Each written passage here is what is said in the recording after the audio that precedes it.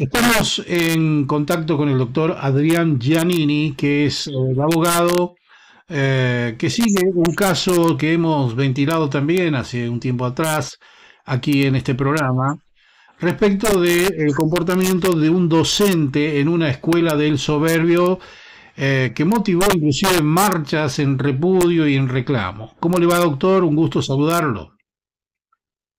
Francisco, también un saludo a toda la audiencia. Gracias Bueno, por la comunicación. Bueno, simplemente, doctor, para ponernos en autos, como se dice en materia jurídica, cuéntenos el suceso aquel como para recordar a la audiencia y bueno, ubicarnos ahora en su derrotero, ¿no? Sí, esto comienza principalmente con una catarata de denuncias en el mes de septiembre de este año, donde madres, a través de los relatos de sus hijas, se fueron enterando de que había una actividad sospechosa por parte de un maestro en la escuela 617 del Soberbio. Sí, Eso consistía en la toma sistemática de fotografías. Las nenas en sus relatos contaban que el maestro les llevaba en forma personal de a una, generalmente, las encerraba en un aula y les tomaba fotografías. sí, Generalmente eran fotografías de los pies, o sea, haciendo poses extrañas, cuestiones raras. sí, Ahí, bueno, ya en junio, esto fue en septiembre, cuando se destapó todo, pero ya en junio, una mamá ya había advertido esta situación por parte de su hija y se acercó al colegio a contar esta situación con intenciones de denunciar, prácticamente diciendo, bueno, voy a denunciar y vengo a avisar al colegio. Se presentó formalmente un día de clases y lo comentó.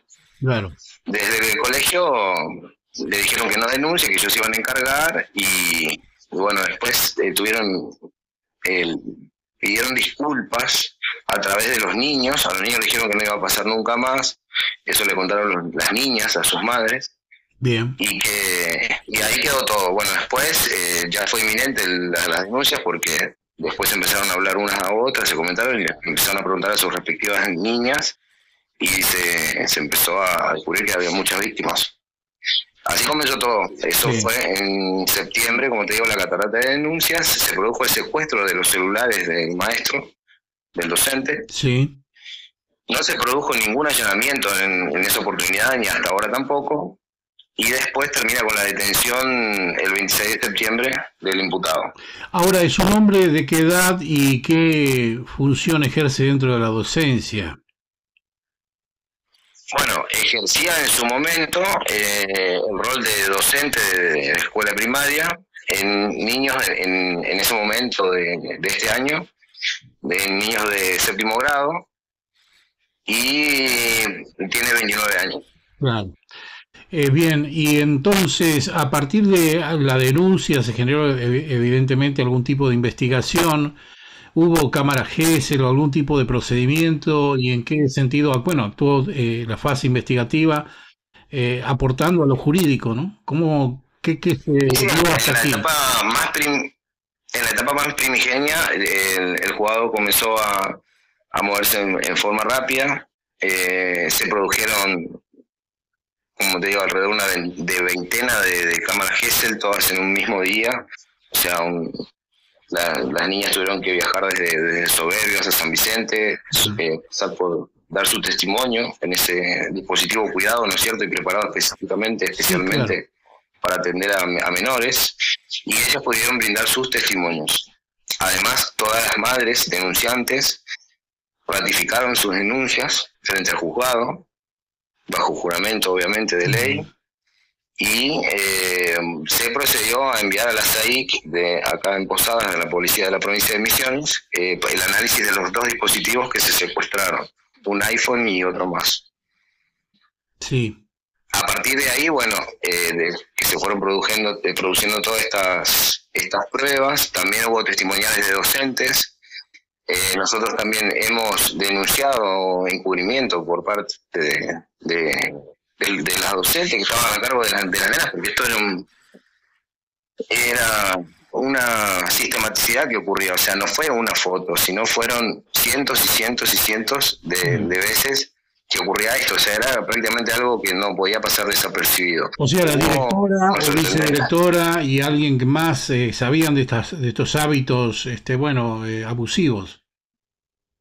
Sí, no solamente sabían porque era una práctica, como te digo, que no podía pasar desapercibida en un colegio, sino que también sabían porque concretamente una madre fue a avisar en junio y después ellas en sus declaraciones reconocen ese hecho de que sabían, pero administrativamente no tomaron ninguna medida, no realizaron ningún acta en su momento, que cuando tenían la obligación de hacerlo, y también como corresponde tenían la obligación de denunciar estos hechos ante las autoridades policiales y también ante sus autoridades jerárquicas superiores, ¿no es cierto? Quisieron tapar. Entonces hubo un plan de encubrimiento. Sí.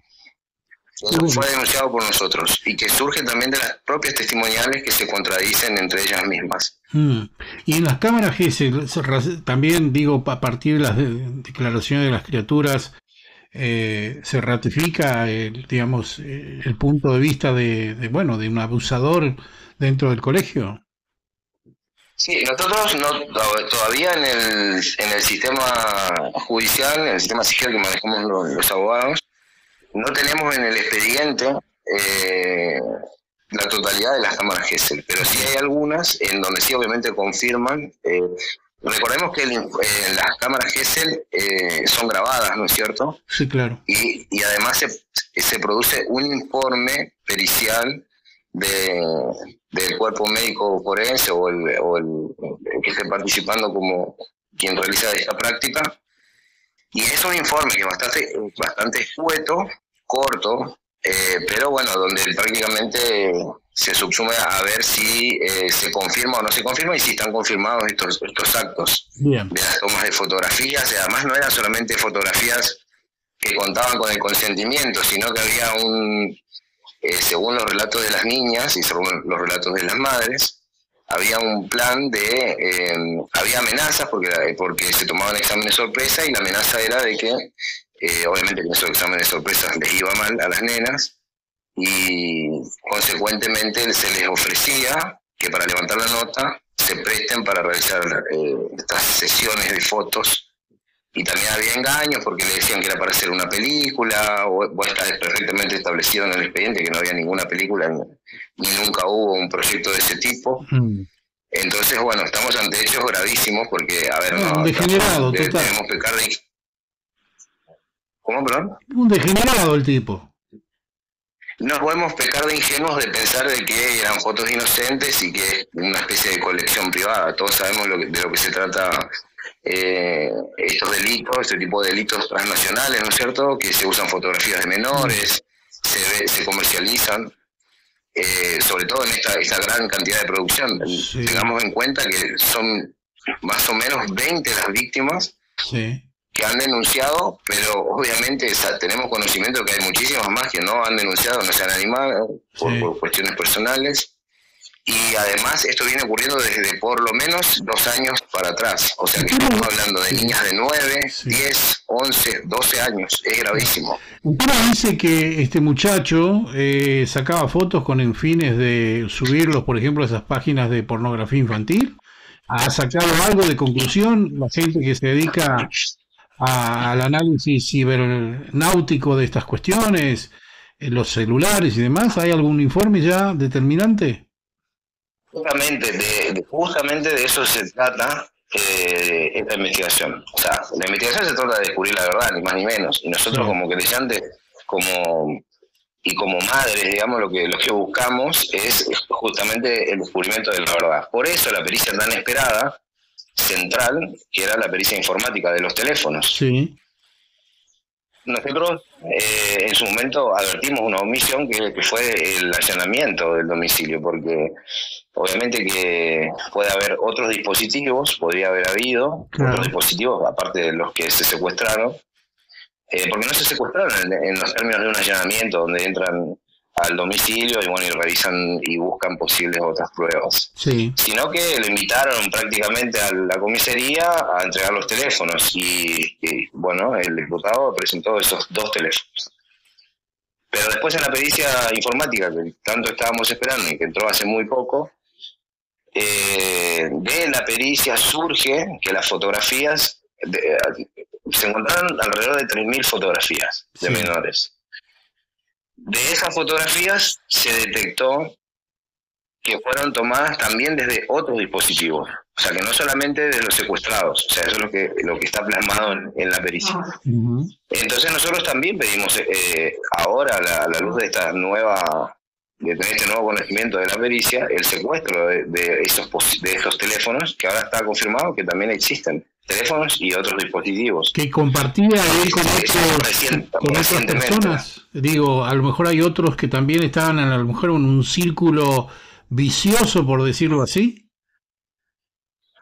Sí, otra de las cuestiones es que el perito, por ejemplo, en su informe, hace una observación donde aprecia y destaca y lo marca la aparición de una mano femenina en la foto de una de las menores, por encima de sus pies, de los pies de la menor.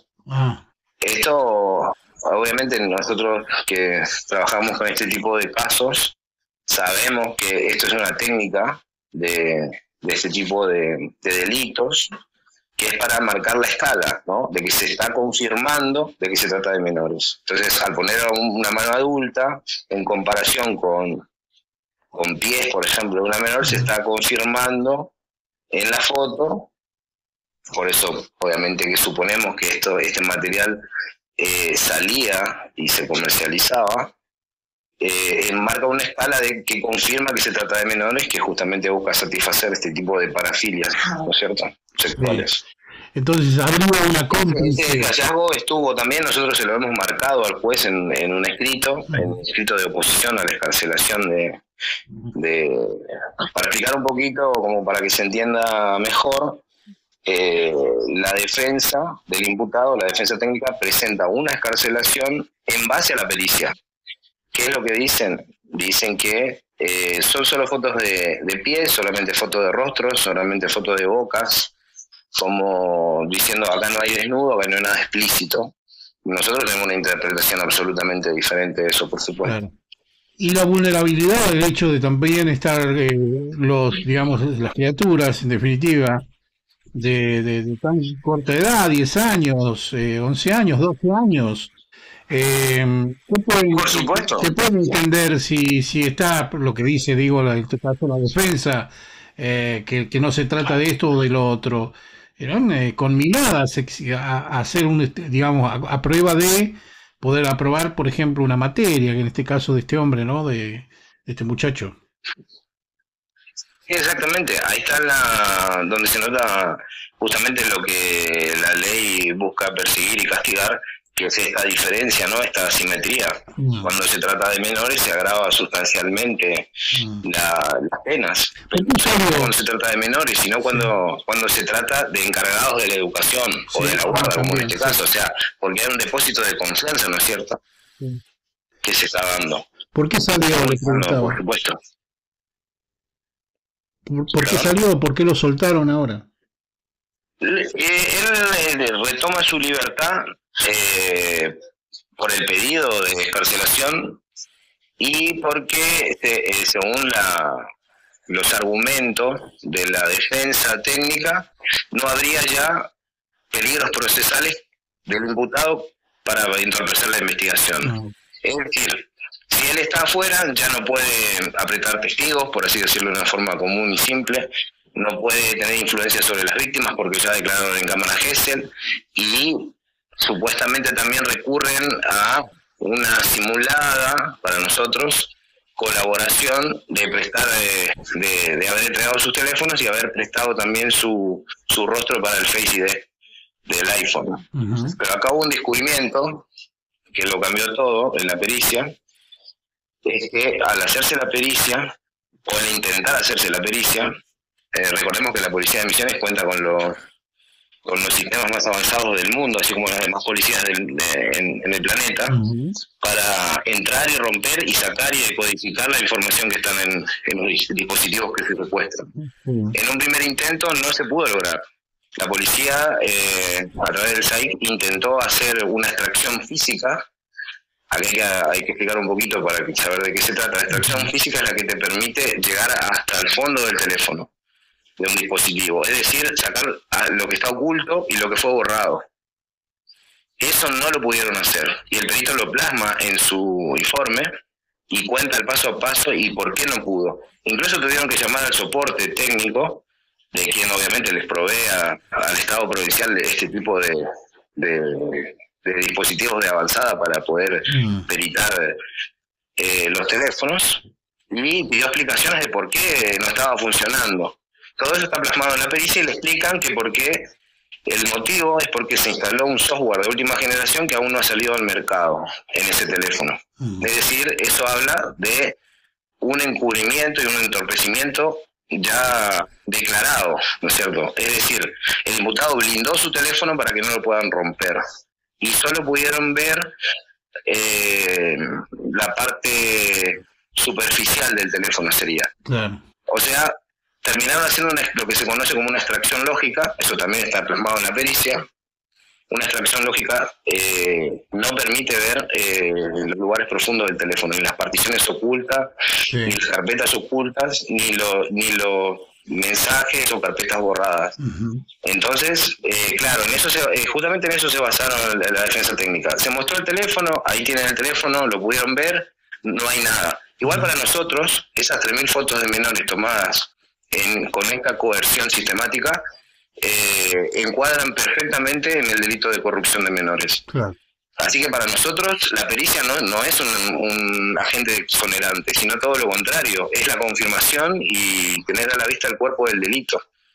Desde el juzgado, el juez, el doctor Casco, lo interpretó de esa manera, como que ya no hay más nada por producir prácticamente. Nosotros sostenemos lo contrario. Hay una cuenta aritmética que se hace de la pericia, que es la siguiente.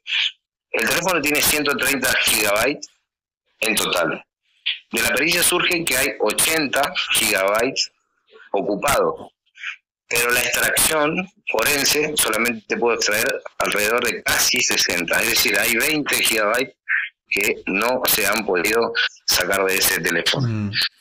Entonces lo que nosotros sostenemos es que no solamente que no se pudo sacar lo que está oculto, sino que hubo un plan para hacerlo, porque también está la fecha. En los momentos previos, apenas un par de días antes de la denuncia, de esta catarata de denuncias, o sea, cuando el imputado ya sabía que se le venían las denuncias, él blindó su teléfono, claro, sabiendo que implantando ese software iba a poder burlar y truncar la pericia, y así terminó siendo. Nosotros lo que estamos de alguna manera indignados es el hecho de que nosotros lo advertimos al juzgado, se lo advertimos al juez, se lo plasmamos en el escrito de oposición a la excarcelación, y él terminó saliendo, por lo menos no sabemos físicamente cuándo salió, en libertad, pero termina obteniendo su libertad sin haber escuchado esta voz de las niñas, porque para eso estamos presentados como querellantes, sí, ni la voz de las madres. Entonces, por ahí pasa también la... Pero acá hay un elemento que usted lo dijo, que es también, no sé, una inconsistencia del hecho de que no hicieron allanamiento. ¿Qué pasó allí? Fiscal, juez, ¿qué quiere sacarse el lazo con la pata? ¿Qué es lo que está pasando acá? Que actuaron, digamos, a destiempo y dándole la posibilidad de que hiciera lo que quiera, inclusive de tirar el teléfono al río Uruguay, por decir así. Exactamente, esa misma pregunta nos la venimos haciendo nosotros desde el primer día, junto con todo el conjunto de padres y madres. Es algo que, prácticamente es de manual y no se hizo. Así que, no obstante eso, la pericia pudo descubrir que hay otros dispositivos que no han sido secuestrados. Ahora sí se sabe, se tiene la certeza. Entonces, no podemos dejar de solicitar nosotros, como lo hicimos, que se allane los domicilios donde se sospecha que pueden estar y buscar esos dispositivos. Claro. Bueno. Aparte, una cuestión que hay que tener en cuenta acá, que estos tipos de delitos, es como que los delincuentes, los ciberdelincuentes, están siempre un paso adelante. La prueba cabal y demostrada es haber implantado un software sabiendo que le iban a abrir el teléfono y que no le iban a poder sacar lo que había adentro. Sí. Pero no solamente el tema de encontrar fotos, porque acá hay que sacarse esa idea de que voy a encontrar un teléfono, voy a abrirlo, lo voy a peritar, voy a encontrar miles de fotos o lo que sea. Porque estas fotos viajan por las nubes. Los dispositivos terminan siendo canales de distribución nada más. Sí, sí. Ya no es que son que están guardados físicamente. Y eso es lo que también se descubrió en la pericia, porque hay un dato muy importante que es acerca del círculo íntimo del imputado, particularmente la pareja. Se encontraron las cuentas vinculadas, es decir, ¿Pareja mujer o pareja hombre, por decir así ves? pareja mujer, que dicho sea de paso ha sido también denunciada por las madres como ese vox populi en el soberbio de que comercializa material de adultos, pero material de sexual.